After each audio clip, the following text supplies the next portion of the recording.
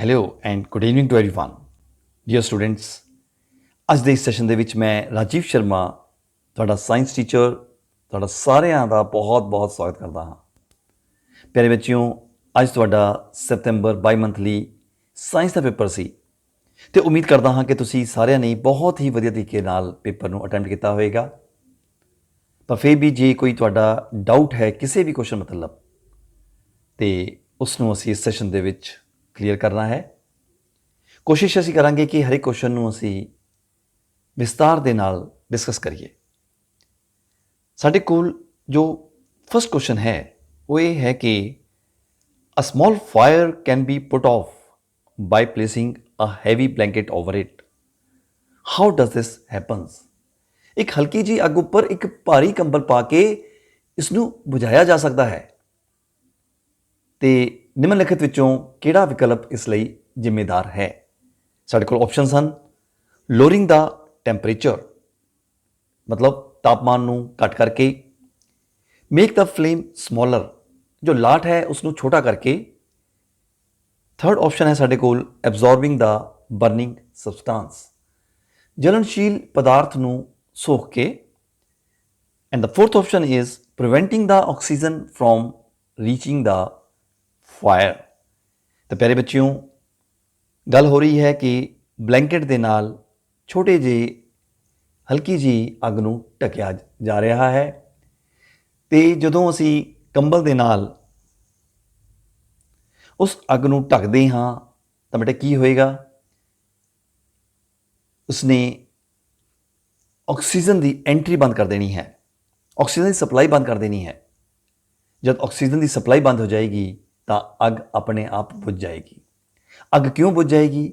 ਕਿਉਂਕਿ ਸਾਨੂੰ ਪਤਾ ਹੈ ਕਿ ਬਾਲਣ ਲਈ ਜੋ ਪਹਿਲੀ ਸ਼ਰਤ ਹੈ ਉਹ ਹੈ ਆਕਸੀਜਨ ਦੀ ਮੌਜੂਦਗੀ।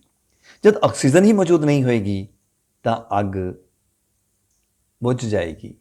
ਤਾਂ ਇਸ ਲਈ option 4 preventing the oxygen from reaching the fire is the right option. Question number 2 है, your friend has to climb a rock. She wants your help to select the rope for safe climbing. Which of the following ropes would you suggest her? ਤੁਹਾਡੇ ਦੋਸਤ ਨੇ ਇੱਕ ਚੱਟਾਨ ਤੇ ਚੜ੍ਹਨਾ ਹੈ। ਉਹ ਸੁਰੱਖਿਅਤ ਚੜ੍ਹਨ ਲਈ ਰੱਸੀ ਦੀ ਚੋਣ ਕਰਨ ਵਿੱਚ ਤੁਹਾਡੀ ਮਦਦ ਲੈਣਾ ਚਾਹੁੰਦੀ ਹੈ। ਤੁਸੀਂ ਇਸ ਨੂੰ ਇਹਨਾਂ ਵਿੱਚੋਂ ਕਿਹੜੀ ਰੱਸੀ ਚੁਣਨ ਦਾ ਸੁਝਾਅ ਦਿਓਗੇ? ਸਾਡੇ ਕੋਲ ਆਪਸ਼ਨਸ ਹਨ ਕਾਟਨ, ਨਾਈਲੋਨ, ਸਿਲਕ, ਵੁਲਨ। ਤੇ ਪਿਆਰੇ ਬੱਚਿਓ, ਉੱਤਰ ਇਸ ਦਾ ਹੋਏਗਾ ਨਾਈਲੋਨ, ਕਿਉਂਕਿ ਨਾਈਲੋਨ ਦੇ ਵਿੱਚ ਸਭ ਤੋਂ ਵੱਧ ਸਟਰੈਂਥ ਹੁੰਦੀ ਹੈ ਤੇ ਪੈਰਾਸ਼ੂਟਸ ਵਗੈਰਾ ਵੀ ਨਾਈਲੋਨ ਦੇ ਹੀ ਬਣੇ ਹੁੰਦੇ ਹਨ। ਨਾਈਲੋਨ ਪੈਟਰੋ ਕੈਮੀਕਲ ਪ੍ਰੋਡਕਟ ਹੈ, ਰਾਈਟ। ਇਸ ਕਰਕੇ ਕਿਉਂਕਿ ਇਹਦੀ ਸਟਰੈਂਥ ਜ਼ਿਆਦਾ ਹੈ, ਸਟਰੈਂਥ ਜ਼ਿਆਦਾ ਹੋਣ ਕਰਕੇ ਇਹਦੀਆਂ ਰੱਸੀਆਂ ਬਣਾਈਆਂ ਜਾਂਦੀਆਂ ਹਨ। ਪੈਰਾਸ਼ੂਟਸ ਵੀ ਇਹਨਾਂ ਦੇ ਹੀ ਬਣਦੇ ਹਨ। ਇਸ ਕਰਕੇ the right option is nylon. Question number 3, during which of the chemical processes below is energy being absorbed. So question ਹੈ ਕਿ ਹੇਠਾਂ ਦਿੱਤੀਆਂ ਗਈਆਂ ਰਸਾਇਣਿਕ ਪ੍ਰਕਿਰਿਆਵਾਂ ਵਿੱਚੋਂ ਕਿਹੜੀ ਪ੍ਰਕਿਰਿਆ ਵਿੱਚ ਊਰਜਾ ਦਾ ਸੋਖਣ ਹੁੰਦਾ ਹੈ? ਸੋ ਪ੍ਰਸ਼ਨ ਵਿੱਚ ਊਰਜਾ ਨੂੰ ਸੋਖਣ ਬਾਰੇ ਪੁੱਛਿਆ ਗਿਆ ਹੈ, ਠੀਕ ਹੈ, ਨਾ ਕਿ ਊਰਜਾ ਦੇ ਉਤਪਾਦਨ ਬਾਰੇ, ਊਰਜਾ ਦੇ ਨਿਕਲਣ ਬਾਰੇ ਨਹੀਂ, ਊਰਜਾ ਦੇ ਸੋਖਣ ਬਾਰੇ ਪੁੱਛਿਆ ਗਿਆ ਹੈ, ਐਬਜ਼ੌਰਪਸ਼ਨ ਬਾਰੇ ਪੁੱਛਿਆ ਗਿਆ ਹੈ। ਪਿਆਰੇ ਬੱਚਿਓ, ਆਪਸ਼ਨ ਸਾਡੇ ਕੋਲ ਹਨ burning of candle, rusting of iron, rotting of vegetables, photosynthesis in plants। ਤੇ ਪਿਆਰੇ ਬੱਚਿਓ, photosynthesis in plants ਸਾਨੂੰ ਸਾਰਿਆਂ ਨੂੰ ਪਤਾ ਹੈ ਕਿ photosynthesis ਪ੍ਰਕਾਸ਼ ਸੰਸਲੇਸ਼ਨ ਹਮੇਸ਼ਾ ਸੂਰਜ ਦੇ ਪ੍ਰਕਾਸ਼ ਦੀ ਮੌਜੂਦਗੀ ਵਿੱਚ ਹੁੰਦਾ ਹੈ। ਸੋ ਸੂਰਜ ਤੋਂ ਊਰਜਾ ਦਾ ਸੋਖਣ ਹੁੰਦਾ ਹੈ। So it absorbs the energy from sunlight. So the option number 4 is the right option. So question number 4 is, a ray of light strikes a mirror as shown in the diagram by the incident ray. The reflected ray would be, ਹੇਠਾਂ ਦਿਖਾਏ ਗਏ ਚਿੱਤਰ ਵਿੱਚ ਪ੍ਰਕਾਸ਼ ਦੀ ਇੱਕ ਕਿਰਨ ਸਮਤਲ ਦਰਪਣ ਤੇ ਟਕਰਾਉਂਦੀ ਹੈ। ਨਿਮਨਲਿਖਤ ਵਿੱਚੋਂ ਸਹੀ ਪਰਾਵਰਤਿਤ ਕਿਰਨ ਕਿਹੜੀ ਹੋਵੇਗੀ? ਸਾਡੇ ਕੋਲ ਆਪਸ਼ਨਸ ਹਨ ਰੇ ਏ, ਰੇ ਬੀ, ਰੇ ਸੀ ਤੇ ਰੇ ਡੀ। ਮਤਲਬ ਕਿਰਨ ਏ, ਕਿਰਨ ਬੀ, ਕਿਰਨ ਸੀ ਜਾਂ ਕਿਰਨ ਡੀ। ਪਿਆਰੇ ਬੱਚਿਓ, ਕਿਰਨ ਏ, ਆ ਕਿਰਨ ਏ ਹੈ, ਇਹ ਇੰਸੀਡੈਂਟ ਹੈ ਮਿਰਰ ਦੇ ਉੱਪਰ, ਮਤਲਬ ਕਿ ਆਪਤਨ ਕਿਰਨ ਹੈ। ਸੋ ਇਹ ਇੱਕ ਆਪਤਨ ਕਿਰਨ ਹੈ। ਉਸ ਤੋਂ ਬਾਅਦ ਅਸੀਂ ਇੱਕ ਨਿਯਮ ਪੜ੍ਹਿਆ ਹੈ, law of reflection. Angle of incidence is always equal to angle of reflection. So angle of incidence is always equal to angle of reflection, right? So इस प्रकार जो रिफ्लेक्शन हो रही है ਉਹ बी रे ਦੇ ਰੂਪ ਵਿੱਚ ਹੋ ਰਹੀ ਹੈ, ਆਹ ਵਾਲੀ, ਠੀਕ ਹੈ, ਕਿਉਂਕਿ angle this is equal to angle this. So angle of incidence is equal to angle of reflection. So the right answer is ray B. Question number 5. A car travels 60 km in 2 hours. What is the speed of the car? ਇੱਕ ਕਾਰ 2 ਘੰਟਿਆਂ ਵਿੱਚ 60 kilometre ਦੀ ਦੂਰੀ ਤੈਅ ਕਰਦੀ ਹੈ। ਕਾਰ ਦੀ ਚਾਲ ਪਤਾ ਕਰੋ। ਤੇ ਪਿਆਰੇ ਬੱਚਿਓ, ਸਪੀਡ ਕੀ ਹੁੰਦੀ ਹੈ? ਸਪੀਡ ਹੁੰਦੀ ਹੈਗੀ ਹੈ distance travelled over time taken. ਸੋ ਅਸੀਂ ਲਿਖਾਂਗੇ ਜੋ ਚਾਲ ਹੁੰਦਾ ਹੈ, ਚਾਲ ਬਰਾਬਰੇ ਦੂਰੀ ਬਟਾ ਸਮਾਂ। ਠੀਕ ਹੈ ਜੀ, ਤੈਅ ਕੀਤੀ ਗਈ ਦੂਰੀ ਬਟਾ ਉਸ ਦੂਰੀ ਨੂੰ ਤੈਅ ਕਰਨ ਲਈ ਲੱਗਿਆ ਸਮਾਂ। ਹੁਣ ਦੇਖੋ ਇੱਥੇ ਦੂਰੀ ਕਿੰਨੀ ਦਿੱਤੀ ਹੋਈ ਹੈ? ਦੂਰੀ ਦਿੱਤੀ ਹੋਈ ਹੈ 60 ਕਿਲੋਮੀਟਰ। ਸਮਾਂ ਕਿੰਨਾ ਹੈ? 2 ਕਿਲੋਮੀਟਰ, 2 ਆਵਰਸ, ਰਾਈਟ? ਸੋ ਅ ਕਾਰ ਟਰੈਵਲ 60 ਕਿਲੋਮੀਟਰ ਇਨ 2 ਆਵਰਸ। ਸੋ 60 ਕਿਲੋਮੀਟਰ ਜੋ ਹੈ ਉਹ ਹੈ ਦੂਰੀ, ਡਿਸਟੈਂਸ, ਤੇ 2 ਆਵਰਸ ਸਮਾਂ ਹੈ। ਸੋ ਸਪੀਡ ਕੀ ਹੋਏਗੀ ਫਿਰ? ਸਪੀਡ ਹੋਏਗੀ is equal to 60 kilometer upon 2 hours. So 2 ਦਿਨਾਂ ਕੱਟ ਜਾਏਗਾ, ਸਾਡੇ ਕੋਲ ਆਨਸਰ ਆਏਗਾ 30 ਕਿਲੋਮੀਟਰਸ ਪਰ ਆਰ। ਸੋ ਇਸ ਪ੍ਰਕਾਰ ਜੋ ਰਾਈਟ ਆਨਸਰ ਹੋਏਗਾ ਉਹ ਹੋਏਗਾ option number 3। Question number 6. There is a tree in your school campus. During autumn, its leaves shed. What is the best way to dispose of these leaves? ਪਿਆਰੇ ਬੱਚਿਓ, ਤੁਹਾਡੇ ਸਕੂਲ ਦੇ ਕੈਂਪਸ ਵਿੱਚ ਇੱਕ ਰੁੱਖ ਹੈ। ਪਤਝੜ ਦੇ ਦੌਰਾਨ ਇਸ ਦੇ ਪੱਤੇ ਝੜ ਜਾਂਦੇ ਹਨ। ਇਹਨਾਂ ਪੱਤਿਆਂ ਦੇ ਨਿਪਟਾਰੇ ਦਾ ਸਭ ਤੋਂ ਵਧੀਆ ਤਰੀਕਾ ਕੀ ਹੈ? ਹੁੰਦਾ ਇੱਦਾਂ ਹੀ ਹੈ ਪਿਆਰੇ ਬੱਚਿਓ, ਸਾਡੇ ਸਕੂਲ ਦੇ ਵਿੱਚ ਗ੍ਰੀਨਰੀ ਬਹੁਤ ਹੈ, ਤੇ ਜਦੋਂ ਪਤਝੜ ਦਾ ਸੀਜ਼ਨ ਆਉਂਦਾ ਹੈ ਤਾਂ ਸਭ ਪਾਸੇ ਪੱਤੇ ਹੀ ਪੱਤੇ ਹੋ ਜਾਂਦੇ ਹਨ, ਤੇ ਉਸ ਨੂੰ ਫਿਰ ਸੰਭਾਲਿਆ ਜਾਂਦਾ ਹੈ। ਹੁਣ ਉਹਨਾਂ ਦਾ ਕੀ ਕਰਨਾ ਚਾਹੀਦਾ ਹੈ? ਸਾਡੇ ਕੋਲ ਪ੍ਰਸ਼ਨ ਇਹ ਹੈ। ਆਪਸ਼ਨਸ ਹਨ burn the leaves outside the school campus. So should we burn the leaves outside the school campus? ਆਪਣੇ ਸਕੂਲ ਦੇ ਪੱਤੇ ਜਿਹੜੇ ਸੁੱਕੇ ਉਹ ਚੱਕੇ ਤੇ ਬਾਹਰ ਜਾ ਕੇ ਉਸ ਨੂੰ ਜਲਾ ਦੇਣਾ, ਕੀ ਇਹ ਅਕਲਮੰਦੀ ਹੈ? ਸੈਕਿੰਡ ਆਪਸ਼ਨ ਹੈ throw the leaves in a nearby water tank. ਕੋਈ ਸਕੂਲ ਦੇ ਬਾਹਰ ਕੋਈ ਤਲਾਅ ਹੈ ਤਾਂ ਪੱਤਿਆਂ ਨੂੰ ਕੀ ਅਸੀਂ ਨੇੜਲੇ ਜਲ ਘਰ ਵਿੱਚ ਸੁੱਟ ਦੇਵਾਂਗੇ? ਤੀਸਰੀ ਆਪਸ਼ਨ ਹੈ put the leaves in a pit to get compost, ਕਿ ਖਾਦ ਨੂੰ ਬਣਾਉਣ ਲਈ ਪੱਤੇ ਜਿਹੜੇ ਆ ਉਹ ਅਸੀਂ ਟੋਏ ਵਿੱਚ ਪਾ ਦੇਣੇ ਹਨ। ਫੋਰਥ ਆਪਸ਼ਨ ਹਨ let the leaves scatter in the school campus, ਕਿ ਸਕੂਲ ਕੈਂਪਸ ਦੇ ਵਿੱਚ ਹੀ ਪੱਤਿਆਂ ਨੂੰ ਖਿਲਰੇ ਰਹਿਣ ਦਈਏ। ਇਹ ਕੋਈ ਅਕਲਮੰਦੀ ਨਹੀਂ ਹੈ। ਸੋ ਆਪਸ਼ਨ 3 ਜਿਹੜੀ ਹੈ ਇਜ਼ ਦਾ ਰਾਈਟ ਆਪਸ਼ਨ, ਕਿ ਅਸੀਂ ਕਿਉਂ ਨਾ ਇਹਨਾਂ ਪੱਤਿਆਂ ਦਾ ਸਹੀ ਤਰੀਕੇ ਦੇ ਨਾਲ ਉਪਯੋਗ ਕਰੀਏ, ਇਹ ਤੋਂ ਬੈਨੀਫਿਟ ਲਈਏ। ਬੈਨੀਫਿਟ ਕਿਵੇਂ ਲਵਾਂਗੇ? ਇਸ ਨੂੰ ਕੰਪੋਸਟ ਵਿੱਚ ਬਦਲ ਕੇ, ਇਸ ਨੂੰ ਖਾਦ ਵਿੱਚ ਬਦਲ ਕੇ। ਅਤੇ ਖਾਦ ਕਦੋਂ ਬਣੇਗੀ? ਜਦੋਂ ਅਸੀਂ ਇਸ ਨੂੰ ਕਿਸੇ ਟੋਏ ਦੇ ਵਿੱਚ ਸੁੱਟ ਕੇ ਉਹਦੇ ਉੱਪਰ ਉਸ ਮਿੱਟੀ ਦਾ ਲੇਅਰਸ ਜਿਹੜੀ ਹੈਗੀਆਂ ਆ, ਮਿੱਟੀ ਦੀਆਂ ਤਹਿਾਂ ਲਗਾ ਦੇਵਾਂਗੇ। 20-25 ਦਿਨ ਬਾਅਦ ਉਸ ਦੀ ਉਹ ਕੰਪੋਸਟ ਬਣ ਜਾਏਗੀ। So the best way is to put the leaves in a pit to get compost. Question number 7. Jasmine's father was removing unwanted plants from his field. Seeing this, Jasmine asked what this process is called. What would be her father's answer? Jasmine ਦੇ ਪਿਤਾ ਜੀ ਆਪਣੇ ਖੇਤ ਵਿੱਚੋਂ ਅਣਚਾਹੇ ਪੌਦਿਆਂ ਨੂੰ ਹਟਾ ਰਹੇ ਸਨ। ਇਹ ਦੇਖਦਿਆਂ ਜੈਸਮੀਨ ਨੇ ਪੁੱਛਿਆ ਕਿ ਇਸ ਕਿਰਿਆ ਦਾ ਕੀ ਨਾਮ ਹੈ। ਉਸ ਦੇ ਪਿਤਾ ਜੀ ਨੇ ਕੀ ਜਵਾਬ ਦਿੱਤਾ ਹੋਵੇਗਾ? ਸਾਡੇ ਕੋਲ ਆਪਸ਼ਨ ਹਨ ਵਾਢੀ, ਗੋਡੀ, ਸਿੰਚਾਈ, ਭੰਡਾਰਨ। ਸੋ what would be her father's answer? Harvesting, weeding, irrigation or storage?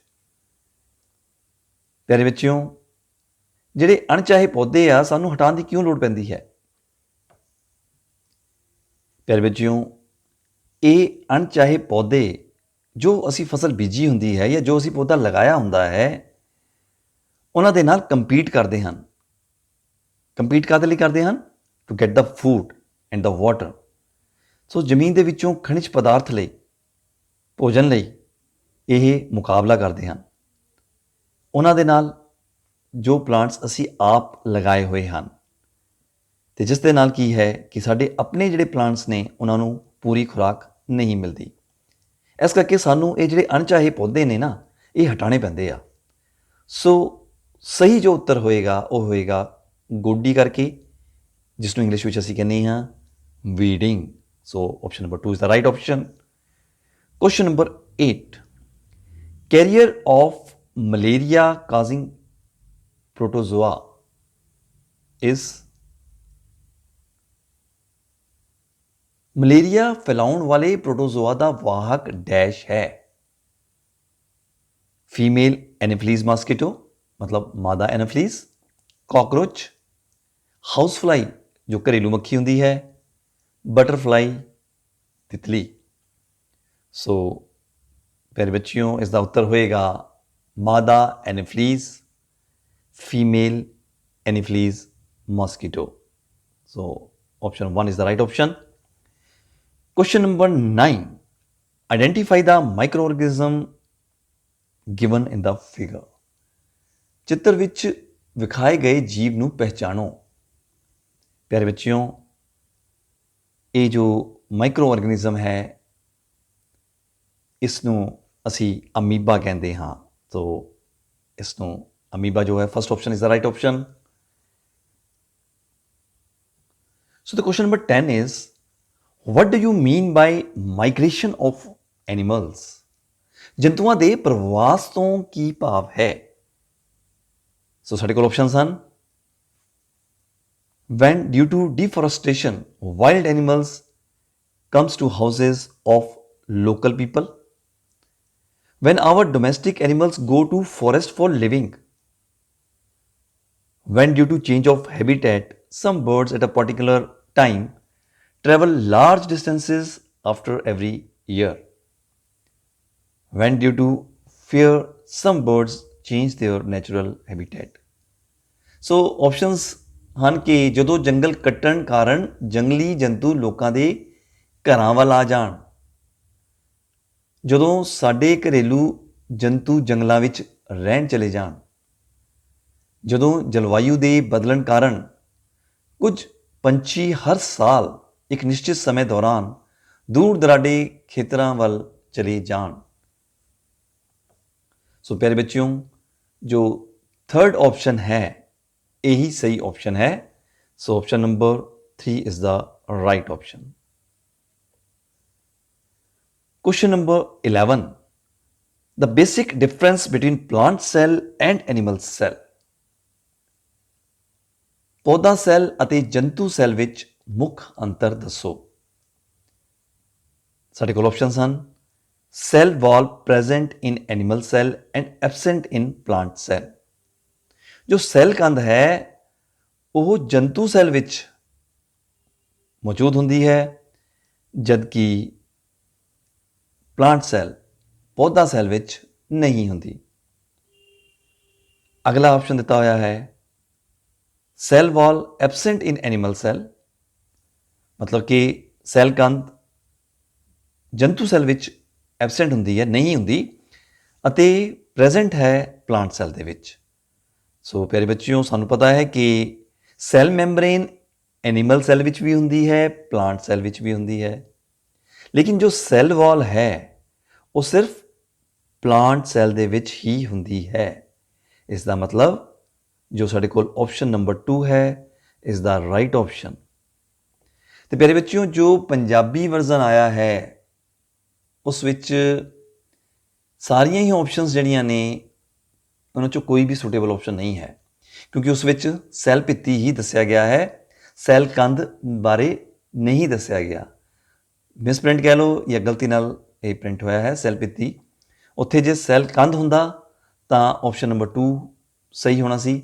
ਇਸ ਕਰਕੇ ਜਿਨ੍ਹਾਂ ਬੱਚਿਆਂ ਨੇ ਪੰਜਾਬੀ ਮੀਡੀਅਮ ਦੇ ਵਿੱਚ ਪੇਪਰ ਕੀਤਾ ਹੈ ਉਹਨਾਂ ਨੂੰ ਇਸ ਦਾ 1 ਨੰਬਰ ਐਜ਼ ਗ੍ਰੇਸ ਮਿਲਣੀ ਚਾਹੀਦੀ ਹੈ। Question number 12. Rita and Sunita were talking about various processes existing in animals. Which of the following processes does not exist in animals? ਰੀਤਾ ਤੇ ਸੁਨੀਤਾ ਜੰਤੂਆਂ ਵਿੱਚ ਪਾਈਆਂ ਜਾਣ ਵਾਲੀਆਂ ਵੱਖ-ਵੱਖ ਕਿਰਿਆਵਾਂ ਬਾਰੇ ਗੱਲ ਕਰ ਰਹੀਆਂ ਸਨ। ਹੇਠ ਲਿਖਿਆਂ ਵਿੱਚੋਂ ਕਿਹੜੀ ਕਿਰਿਆ ਜੰਤੂਆਂ ਵਿੱਚ ਨਹੀਂ ਪਾਈ ਜਾਂਦੀ? ਤੇ ਪਿਆਰੇ ਬੱਚਿਓ, ਡਾਈਜੈਸ਼ਨ ਜਿਸ ਨੂੰ ਅਸੀਂ ਪਾਚਨ ਕਿਰਿਆ ਕਹਿੰਦੇ ਹਨ, ਇਹ ਜੰਤੂਆਂ ਵਿੱਚ ਪਾਈ ਜਾਂਦੀ ਹੈ। ਰੈਸਪੀਰੇਸ਼ਨ ਸਾਹ ਕਿਰਿਆ, ਅਸੀਂ ਸਾਹ ਲੈਂਦੇ ਹਾਂ ਨਾ, ਤਾਂ ਰੈਸਪੀਰੇਸ਼ਨ ਮਤਲਬ ਸਾਹ ਕਿਰਿਆ ਵੀ ਪਾਈ ਜਾਂਦੀ ਹੈ। ਫੋਟੋਸਿੰਥੇਸਿਸ ਪ੍ਰਕਾਸ਼ ਸੰਸਲੇਸ਼ਨ, ਇਕੱਲੇ ਸਿਰਫ ਪੌਦੇ ਹੀ ਹਨ ਜਿਹੜੇ ਆਪਣੇ ਭੋਜਨ ਆਪ ਤਿਆਰ ਕਰਦੇ ਹਨ, ਤੇ ਉਹ ਕਿਰਿਆ ਕਿਹੜੀ ਹੁੰਦੀ ਹੈ? ਪ੍ਰਕਾਸ਼ ਸੰਸਲੇਸ਼ਨ। ਇਸ ਲਈ ਪ੍ਰਕਾਸ਼ ਸੰਸਲੇਸ਼ਨ ਦੀ ਕਿਰਿਆ ਜਿਹੜੀ ਹੈ ਉਹ ਜੰਤੂਆਂ ਵਿੱਚ ਨਹੀਂ ਹੁੰਦੀ, ਤੇ ਸਹੀ ਉੱਤਰ option number 3। Question number 13 is every person in the world has different colored eyes. The color of eye is due to the color of. So question 13 Punjabi ਵਿੱਚ ਹੈ ਕਿ ਦੁਨੀਆ ਵਿੱਚ ਹਰ ਇਨਸਾਨ ਦੀਆਂ ਵੱਖ-ਵੱਖ ਰੰਗਾਂ ਦੀਆਂ ਅੱਖਾਂ ਹੁੰਦੀਆਂ ਹਨ। ਅੱਖ ਦੇ ਰੰਗ ਦਾ ਵੱਖ ਹੋਣਾ ਅਸਲ ਵਿੱਚ ਡੈਸ਼ ਦੇ ਰੰਗ ਦੇ ਕਾਰਨ ਹੁੰਦਾ ਹੈ। ਪਿਆਰੇ ਬੱਚਿਓ, ਅਸੀਂ ਦੇਖਦੇ ਹਾਂ ਕਿ ਕਿਸੇ ਦੀ ਅੱਖ ਭੂਰੀ ਹੁੰਦੀ ਹੈ ਤੇ ਕਿਸੇ ਦੀ ਅੱਖ ਕਾਲੀ ਹੁੰਦੀ ਹੈ, ਕਿਸੇ ਦੀ ਅੱਖ ਨੀਲੀਆਂ ਹੁੰਦੀਆਂ ਹਨ। ਠੀਕ ਹੈ, ਜੇ ਤੁਸੀਂ ਮੂਵੀ ਦੇਖਦੇ ਹੋ ਤਾਂ ਮਿਸ ਵਰਲਡ ਰਹੀ ਹੀਰੋਇਨ ਐਸ਼ਵਰਿਆ ਰਾਏ ਬੱਚਨ ਦੀਆਂ ਅੱਖਾਂ ਨੀਲੀਆਂ ਹਨ। ਤੇ ਇਹ ਸਾਰੇ ਅਲੱਗ-ਅਲੱਗ ਰੰਗ ਕਿਸ ਕਰਕੇ ਹੁੰਦੇ ਹਨ? ਇਹ ਹੁੰਦੇ ਹਨ ਆਇਰਿਸ ਕਰਕੇ। So the right answer is the option number 3, iris. Question number 14. When Radha looked at the mirror placed in water ball in sunlight, she saw a band of 7 colors. What is this phenomena called? Radha ਨੇ ਜਦੋਂ ਸੂਰਜ ਦੀ ਰੋਸ਼ਨੀ ਨੂੰ ਪਾਣੀ ਦੀ ਕਟੋਰੀ ਵਿੱਚ ਰੱਖੇ ਦਰਪਣ ਉੱਤੇ ਦੇਖਿਆ ਤਾਂ ਉਸ ਨੂੰ 7 ਰੰਗਾਂ ਦੀ ਪੱਟੀ ਨਜ਼ਰ ਆਈ। ਇਸ ਪ੍ਰਕਿਰਿਆ ਨੂੰ ਕਿਸ ਨਾਮ ਨਾਲ ਜਾਣਿਆ ਜਾਂਦਾ ਹੈ? ਸੋ ਪਿਆਰੇ ਬੱਚਿਓ, ਸਾਡੇ ਕੋਲ ਆਪਸ਼ਨਸ ਹਨ ਪ੍ਰਕਾਸ਼ ਦਾ ਪਰਾਵਰਤਨ, ਪ੍ਰਕਾਸ਼ ਦਾ ਅਪਵਰਤਨ, ਪ੍ਰਕਾਸ਼ ਦਾ ਵਰਣ ਵਿਖੇਪਣ, ਪ੍ਰਕਾਸ਼ ਦਾ ਵਿਖੰਡਨ। So reflection of light we all know, refraction of light. ਤੇ ਥਰਡ ਆਪਸ਼ਨ ਹੈ dispersion of light. So the process dispersion of light is when a white light splits into 7 colors. A band of 7 colors is called dispersion of light. ਪ੍ਰਕਾਸ਼ ਦਾ ਵਰਣ ਵਿਖੇਪਣ। ਜਦੋਂ ਸਫੇਦ ਪ੍ਰਕਾਸ਼ ਦਾ 7 ਰੰਗਾਂ ਦੇ ਵਿੱਚ ਖਿੰਡਰ ਜਾਣਾ ਉਸ ਨੂੰ ਪ੍ਰਕਾਸ਼ ਦਾ ਵਰਣ ਵਿਖੇਪਣ ਕਹਿੰਦੇ ਹਨ। ਤੇ ਸਹੀ ਉੱਤਰ ਹੋਏਗਾ ਆਪਸ਼ਨ ਨੰਬਰ 3। ਕੁਐਸਚਨ 15 ਹੈ ਸਾਡੇ ਕੋਲ, when angle between two plane mirrors is 90 degree, then what is the number of images formed? So ਪਿਆਰੇ ਬੱਚਿਓ, ਜਦੋਂ 90 ਡਿਗਰੀ ਦੇ ਕੋਣ ਤੇ ਅਸੀਂ ਦੋ ਪਲੇਨ ਮਿਰਰਸ ਨੂੰ ਰੱਖਾਂਗੇ ਤਾਂ ਪਿਆਰੇ ਬੱਚਿਓ 3 ਇਮੇजेस ਫਾਰਮ ਹੋਣਗੀਆਂ।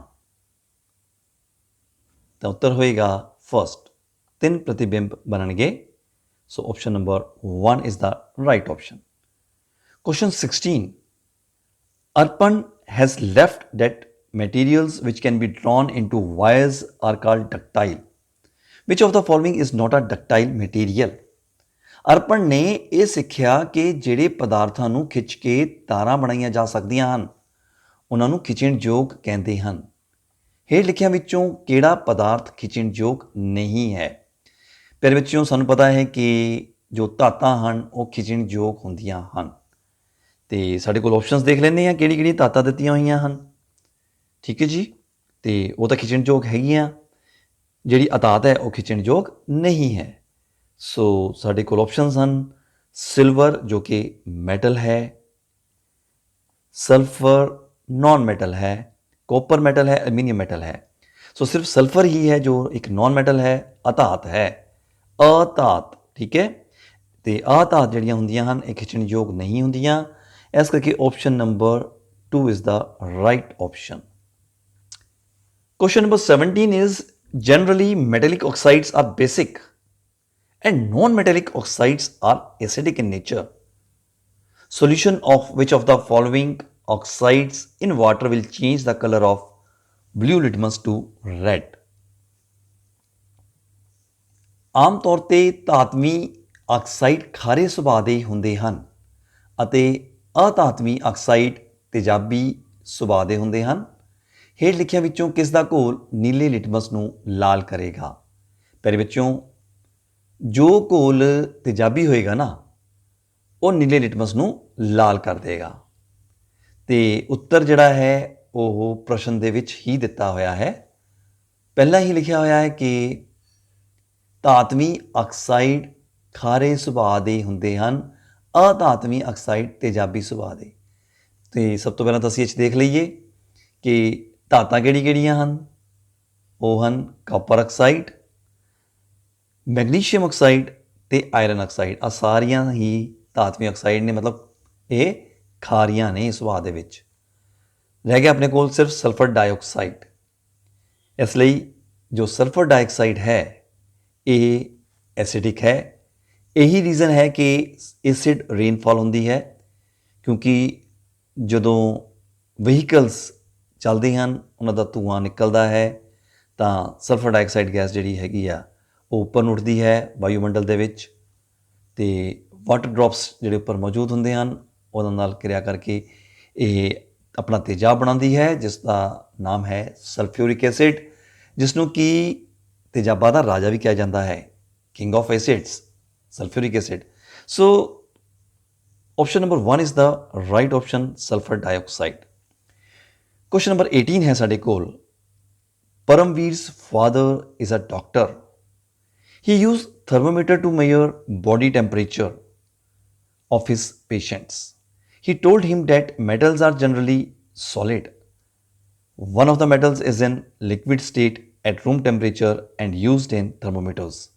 The metal is, ਪਰਮਵੀਰ ਦੇ ਪਿਤਾ ਜੀ ਡਾਕਟਰ ਹਨ ਤੇ ਉਹ ਥਰਮੋਮੀਟਰ ਨਾਲ ਮਰੀਜ਼ਾਂ ਦਾ ਬੁਖਾਰ ਚੈੱਕ ਕਰਦੇ ਹਨ।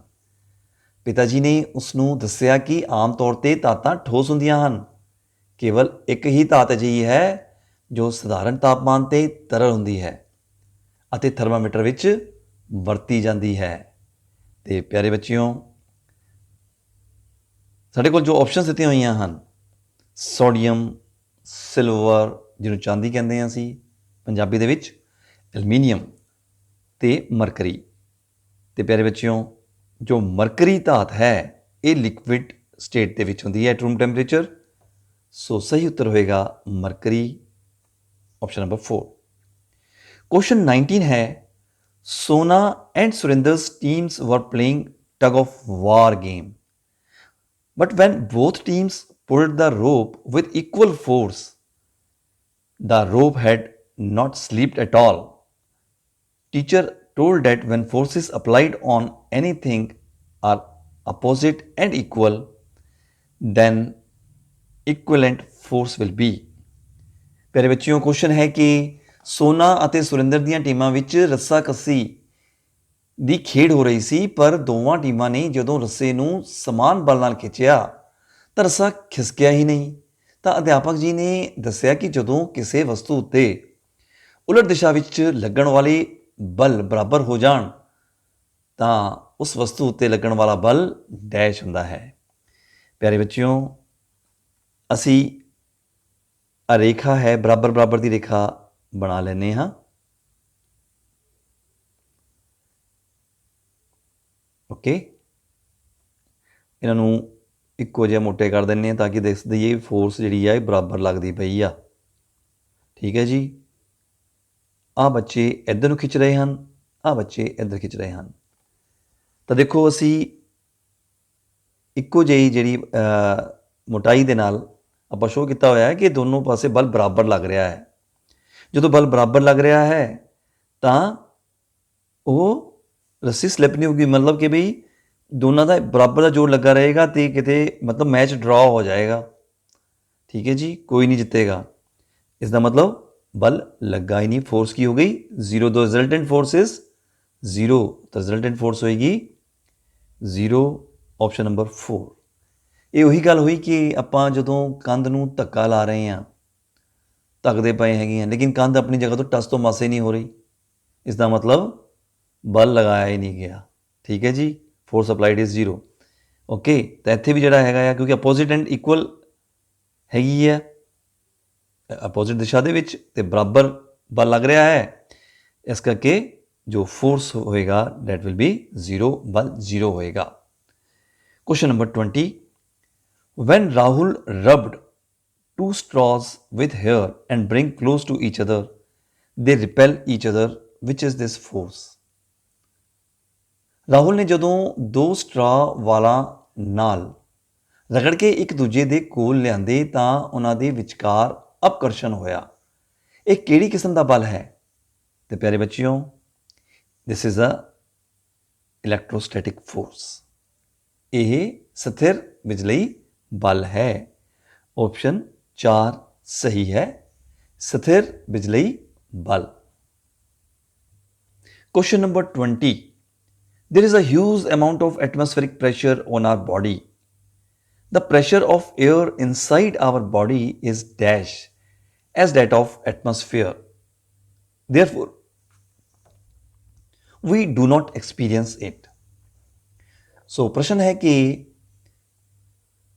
ਸਾਡੇ ਸਰੀਰ ਉੱਤੇ ਵਾਯੂਮੰਡਲ ਦਾ ਦਬਾਅ ਬਹੁਤ ਜ਼ਿਆਦਾ ਹੁੰਦਾ ਹੈ, ਪਰ ਅਸੀਂ ਇਸ ਨੂੰ ਮਹਿਸੂਸ ਨਹੀਂ ਕਰ ਪਾਉਂਦੇ ਕਿਉਂਕਿ ਸਾਡੇ ਅੰਦਰ ਮੌਜੂਦ ਹਵਾ ਦਾ ਦਬਾਅ ਵਾਯੂਮੰਡਲੀ ਦਬਾਅ ਦੇ ਡੈਸ਼ ਹੁੰਦਾ ਹੈ। ਸੋ ਉੱਤਰ ਆਏਗਾ ਬਰਾਬਰ ਹੁੰਦਾ ਹੈ। ਸੋ option number 3 is the right option. Question number 22. Manpreet heard from TV that sea divers wear specially designed suits for protection because with increasing depth of sea, the dash of the water also increases. So, question ਹੈ ਕਿ ਮਨਪ੍ਰੀਤ ਨੇ TV ਵਿੱਚ ਸੁਣਿਆ ਕਿ ਸਮੁੰਦਰੀ ਗੋਤਾਖੋਰ ਇੱਕ ਵਿਸ਼ੇਸ਼ ਕਿਸਮ ਦਾ ਸੂਟ ਆਪਣੇ ਬਚਾਅ ਲਈ ਪਾਉਂਦੇ ਹਨ ਕਿਉਂਕਿ ਸਮੁੰਦਰ ਵਿੱਚ ਡੂੰਘਾਈ ਵਧਣ ਨਾਲ ਪਾਣੀ ਦਾ ਡੈਸ਼ ਵੱਧ ਜਾਂਦਾ ਹੈ। ਸੋ ਪਾਣੀ ਦਾ ਕੀ ਵਧੇਗਾ? ਪਾਣੀ ਦਾ ਦਬਾਅ ਵੱਧ ਜਾਂਦਾ ਹੈ। The pressure of the water increases. So the right answer is 2. Question number 23. Today in the class, Ramandeep Kaur came to know to ignite an object. It requires some essential things. Which of the following are required for ignition? ਅੱਜ ਜਮਾਤ ਵਿੱਚ ਰਮਨਦੀਪ ਕੌਰ ਨੇ ਇਹ ਜਾਣਨਾ ਚਾਹਿਆ ਕਿ ਜਲਣ ਲਈ ਕੁਝ ਜ਼ਰੂਰੀ ਸ਼ਰਤਾਂ ਲੋੜੀਂਦੀਆਂ ਹਨ। ਹੇਠਾਂ ਦਿੱਤੀਆਂ ਵਿੱਚੋਂ ਕਿਹੜੀਆਂ ਸ਼ਰਤਾਂ ਜਲਣ ਲਈ ਲੋੜੀਂਦੀਆਂ ਹਨ? ਪਿਆਰੇ ਬੱਚਿਓ, ਅਸੀਂ ਸਾਰੇ ਜਾਣਦੇ ਹਾਂ ਕਿ ਜਲਣ ਲਈ ਸ਼ਰਤਾਂ ਕਿਹੜੀਆਂ ਹਨ।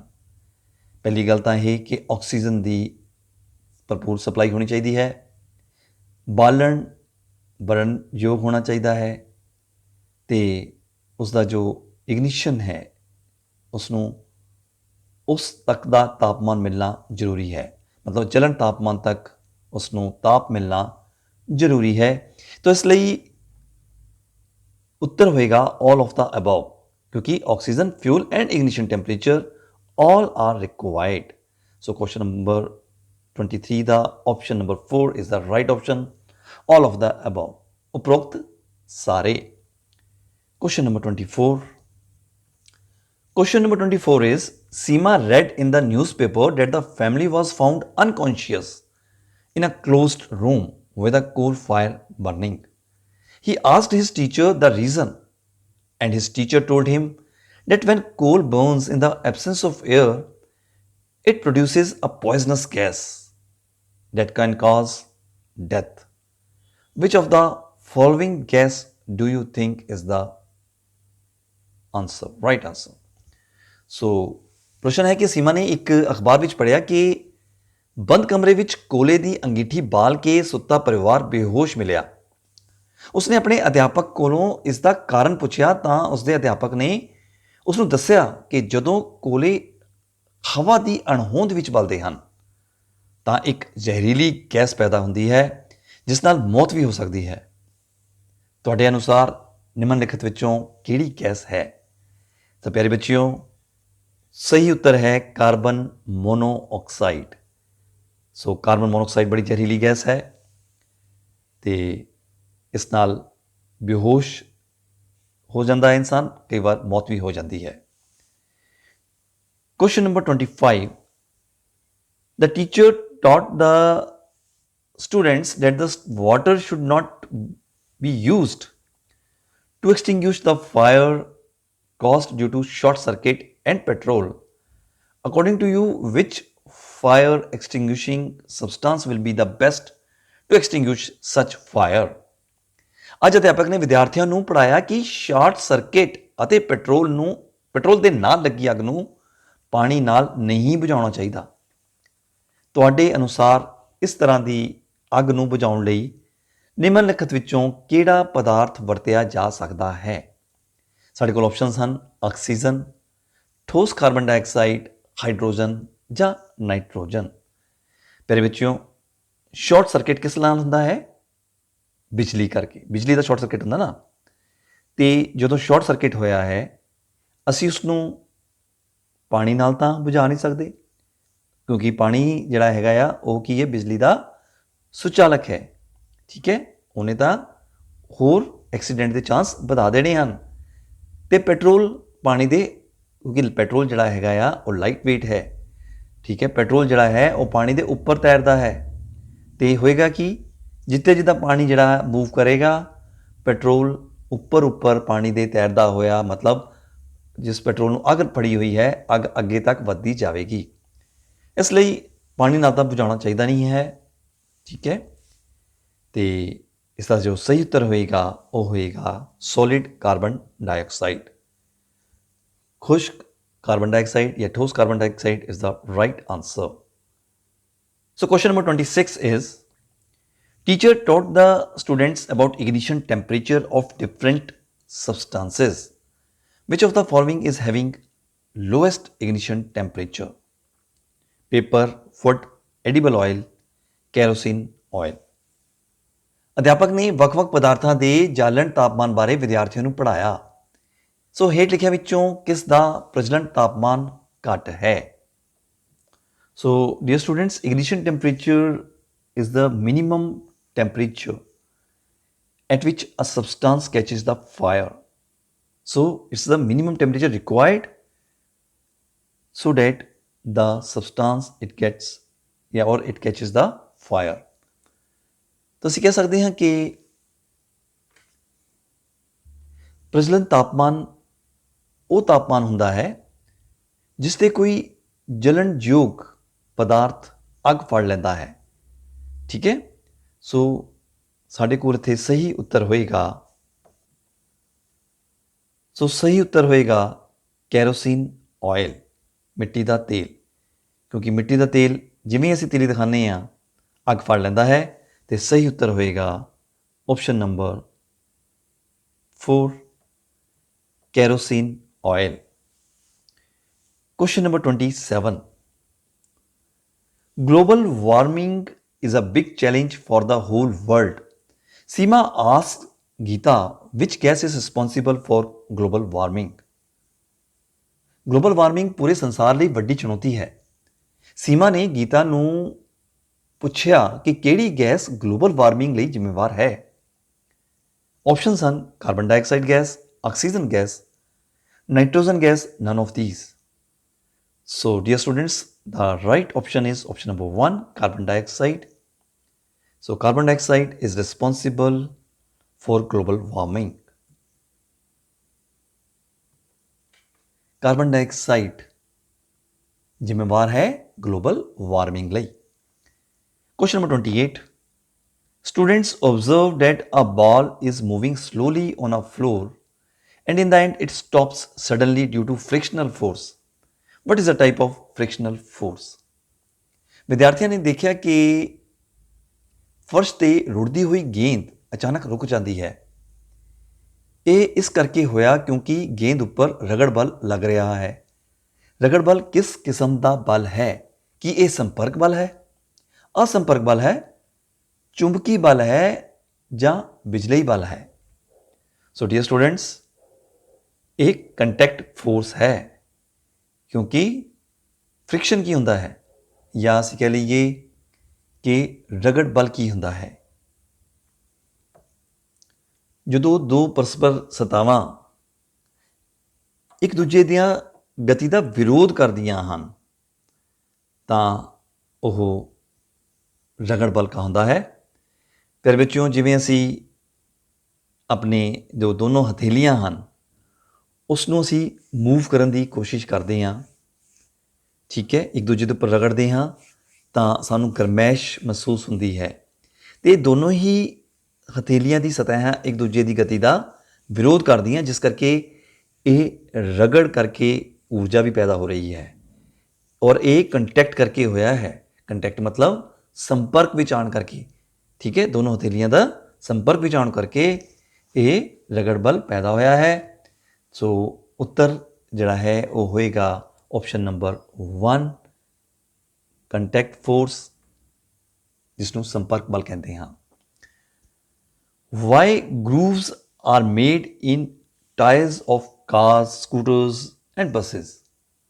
ਕਾਰਾਂ, ਟਰੱਕਾਂ ਅਤੇ ਬੱਸਾਂ ਦੇ ਟਾਇਰ ਝਰੀਦਾਰ ਕਿਉਂ ਬਣਾਏ ਜਾਂਦੇ ਹਨ? ਫਿਰ ਵਿੱਚੋਂ ਤੁਹਾਡੇ ਸਾਰਿਆਂ ਕੋਲ ਸਾਈਕਲ, ਸਕੂਟਰ, ਮੋਟਰਸਾਈਕਲ, ਇਹਨਾਂ ਵਿੱਚੋਂ ਕੋਈ ਨਾ ਕੋਈ ਘਰ ਜ਼ਰੂਰ ਹੋਏਗਾ। ਈਵਨ ਉਹਨਾਂ ਦੇ ਟਾਇਰਾਂ ਦੇ ਵਿੱਚ ਵੀ ਤੁਸੀਂ ਗਰੂਵਸ ਦੇਖਦੇ ਹੋ, ਮਤਲਬ ਝਰੀ ਦੇਖਦੇ ਹੋ, ਜਿਹਨੂੰ ਕਿ ਸਾਈਕਲ ਵਾਲੇ ਗੁੱਡੀ ਕਹਿੰਦੇ। ਗੁੱਡੀ ਕਹਿੰਦੀ ਤਾਂ ਗੁੱਡੀਆਂ ਜਿਹੜੀਆਂ ਹੈਗੀਆਂ ਉਹ ਸਾਰੀਆਂ ਘਸ ਗਈਆਂ ਹਨ, ਠੀਕ ਹੈ। ਅਤੇ ਮਤਲਬ ਕਿ ਵਿੱਚ ਉਭਰੀਆਂ ਹੁੰਦੀਆਂ ਹਨ, ਠੀਕ ਹੈ ਜੀ। ਟਾਇਰ ਤੁਸੀਂ ਧਿਆਨ ਨਾਲ ਦੇਖਿਓ ਝਰੀਦਾਰ ਹੁੰਦੇ ਹਨ। ਕਿਉਂ ਹੁੰਦੇ ਹਨ? ਤਾਂ ਜੋ ਰਗੜ ਬਲ ਨੂੰ ਵਧਾਇਆ ਜਾ ਸਕੇ। ਜਦੋਂ ਮੇਰੇ ਬੱਚਿਓ ਜਦੋਂ ਟਾਇਰ ਘਸ ਜਾਂਦਾ ਹੈ, ਜਦੋਂ ਅਸੀਂ ਬ੍ਰੇਕ ਲਗਾਉਂਦੇ ਹਾਂ ਤਾਂ ਸਲਿੱਪ ਵੱਜਦੀ ਕਿ ਨਹੀਂ ਵੱਜਦੀ, ਹੈ ਨਾ। ਔਰ ਜੋ ਸਾਈਕਲ ਹੈਗਾ ਆ ਉਹਦੀ ਬ੍ਰੇਕ ਲਗਾਉਂਦੇ ਵੀ ਉਹਦੀ ਰਫ਼ਤਾਰ ਇੰਨੀ ਕੁ ਹੁੰਦੀ ਹੈ ਕਿ ਅਸੀਂ ਅੱਗੇ ਐਕਸੀਡੈਂਟ ਕਰ ਸਕਦੇ ਹਾਂ। ਲੇਕਿਨ ਜਦੋਂ ਝਰੀਦਾਰ ਟਾਇਰ ਹੁੰਦੇ ਹਨ ਤਾਂ ਬ੍ਰੇਕ ਉਸੇ ਵੇਲੇ ਉੱਥੇ ਹੀ ਜਿਹੜਾ ਹੈ ਸਾਈਕਲ ਜਾਮ ਹੋ ਜਾਂਦਾ ਹੈ। ਤਾਂ ਇਸ ਦਾ ਮਤਲਬ ਉੱਤਰ ਹੋਇਆ ਰਗੜ ਬਲ ਨੂੰ ਵਧਾਉਣ ਲਈ option number 2 to increase friction. Question number 30. Frictional force always acts in dash direction. ਰਗੜ ਬਲ ਦੀ ਦਿਸ਼ਾ ਹੁੰਦੀ ਹੈ ਉੱਪਰ ਵੱਲ ਨੂੰ, ਥੱਲੇ ਵੱਲ ਵਸਤੂ ਦੀ ਗਤੀ ਦੀ ਦਿਸ਼ਾ ਵਿੱਚ ਵਸਤੂ ਦੀ ਗਤੀ ਦੀ ਦਿਸ਼ਾ ਦੇ ਉਲਟ। ਸੋ ਫ੍ਰਿਕਸ਼ਨਲ ਫੋਰਸ ਆਲਵੇਜ਼ ਐਕਟਸ ਇਨ ਡੈਸ਼ ਡਾਇਰੈਕਸ਼ਨ, ਮਤਲਬ upward direction of the motion of the object, downward, or direction opposite to the motion of the object। ਫਿਰ ਬੱਚਿਓ ਹੁਣੀ ਕੁਐਸਚਨ ਨੰਬਰ 29 ਦੇ ਵਿੱਚ ਅਸੀਂ ਡਿਸਕਸ ਕਰਕੇ ਹਟੇ ਹਾਂ ਕਿ what friction is and how it is caused, ਤੇ ਰਗੜ ਕਿਵੇਂ ਪੈਦਾ ਹੁੰਦਾ ਹੈ। ਸੋ ਸਹੀ ਉੱਤਰ ਜਿਹੜਾ ਹੋਇਆ ਉਹ ਹੋਏਗਾ ਆਪਸ਼ਨ ਨੰਬਰ 4, ਵਸਤੂ ਦੀ ਗਤੀ ਦੀ ਦਿਸ਼ਾ ਦੇ ਉਲਟ। So option number 4 is the right option. So ਪਿਆਰੇ ਬੱਚਿਓ, ਇਸ ਕੁਐਸਚਨ ਦੇ ਨਾਲ ਹੀ ਅੱਜ ਦਾ ਇਹ ਸੈਪਟੈਂਬਰ ਟੈਸਟ ਰਿਲੇਟਡ ਸੈਸ਼ਨ ਇੱਥੇ ਸਮਾਪਤ ਹੁੰਦਾ ਹੈ। ਫਿਰ ਹਾਜ਼ਰ ਹੋਵਾਂਗੇ ਇੱਕ ਹੋਰ ਨਵੇਂ ਟੈਸਟ ਪੇਪਰ ਦੇ ਨਾਲ। ਅਤੇ ਪਿਆਰੇ ਬੱਚਿਓ, ਇਸ ਗੱਲ ਦਾ ਧਿਆਨ ਰੱਖਣਾ ਹੈ ਕਿ ਇਸ ਟੈਸਟ ਪੇਪਰ ਨੂੰ ਤੁਸੀਂ ਬਾਰ-ਬਾਰ ਦੁਹਰਾਉਣਾ ਹੈ ਤਾਂ ਜੋ ਤੁਹਾਡੇ ਨੈਸ ਦੀ ਵੀ ਤਿਆਰੀ ਹੋ ਜਾਵੇ, NMMS ਦੀ ਤਿਆਰੀ ਵੀ ਤੁਹਾਡੀ ਨਾਲ ਦੀ ਨਾਲ ਹੋ ਜਾਣੀ ਹੈ। ਅਤੇ ਇਸ ਕਰਕੇ ਪਲੀਜ਼ ਇਸ ਨੂੰ ਰਿਪੀਟਡਲੀ ਰਿਵਾਈਜ਼ ਕਰਦੇ ਰਹੋ। ਅਤੇ ਇਸ ਦੇ ਨਾਲ ਹੀ ਮੈਂ ਤੁਹਾਡੇ ਤੋਂ ਇਜਾਜ਼ਤ ਚਾਹਾਂਗਾ। So thank you very much for viewing this video and all the very best. Happy learning. Thank you very much once again.